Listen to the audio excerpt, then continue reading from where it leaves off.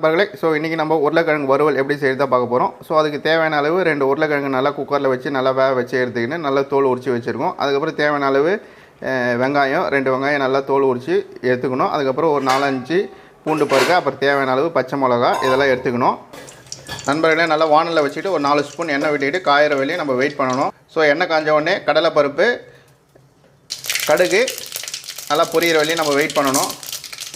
அதுக்கப்புறம் பார்த்திங்கன்னா நம்ம நொறுக்கி வச்சுருக்க வெங்காயம், பூண்டு, பச்சை மிளகாய் எல்லாம் சேர்த்துக்கலாம். நல்லா வதங்கினோடனே மிளகுத்தூள் கொஞ்சம் சேர்த்துக்கலாம். அதுக்கப்புறம் நம்ம வேக வச்சுருக்க உருளைக்கிழங்கு போட்டுக்கலாம். அதுக்கப்புறம் தேவையான அளவு உப்பு, காரத்துக்கு தேவையான அளவு மிளகாத்தூள், தேவையான அளவு மஞ்சள்தூள். ஸோ 10 நிமிஷம் கழிச்சு இறங்கினா நம்மளுக்கு உருளைக்கிழங்கு வறுவல் ரெடி. உருளைக்கிழங்கு ரெடி நண்பர்களே. மறக்காமல் ஒரு லைக் பண்ணுறேங்க. நன்றி, வணக்கம்.